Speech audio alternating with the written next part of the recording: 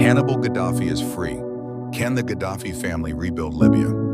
After almost 10 years in a Lebanese prison, Hannibal Gaddafi, the son of the late Libyan leader Muammar Gaddafi, is finally free. But what does this mean for Libya, for Africa, and for a continent still haunted by the legacy of one of its most powerful leaders? Could the Gaddafi family be planning a return to rebuild the country their father once ruled?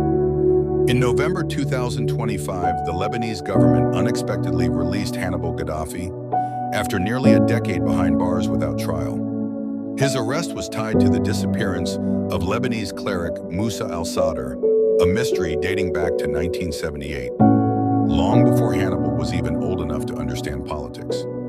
Now, with his release and the lifting of a travel ban, the question everyone's asking is, what happens next? Will the Gaddafis return to power or fade into history? The Gaddafi legacy. Muammar Gaddafi wasn't just Libya's ruler, he was Africa's loudest voice for unity. He dreamed of a United States of Africa, invested billions across the continent, and challenged Western dominance. That legacy still shapes how many Africans view his children, not as villains, but as potential symbols of independence and lost strength.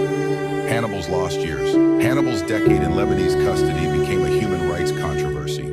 He was accused of knowing about a crime committed when he was only 3 years old, held without trial for years in a Beirut cell. International organizations called it arbitrary detention. And after intense diplomatic pressure from Libya and African allies, Lebanon finally released him in late 2025. The family's future plans. Meanwhile, his brother Saif al-Islam Gaddafi, once seen as their father's successor, remains in Libya protected by loyal militias in the western region. Saif is slowly rebuilding his political base, talking about reconciliation, stability, and rebuilding a modern Libya. Some tribes and communities see him as a bridge between the old regime and the future. But the challenges are enormous. There's still an ICC arrest warrant for Saif al-Islam. Libya remains divided between rival governments and foreign influences. And not everyone is ready to forgive the Gaddafi name. What it means for Africa.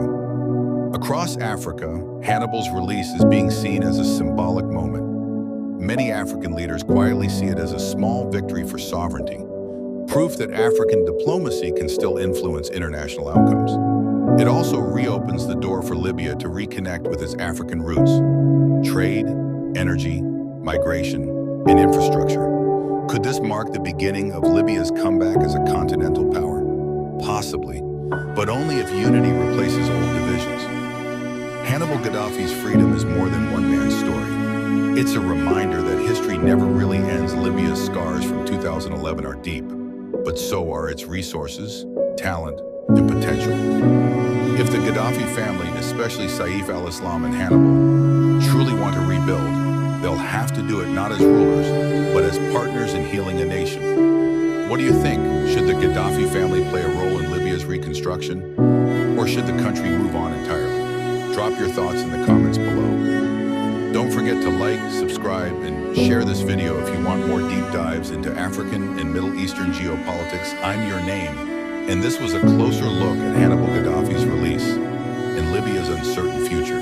See you in the next video.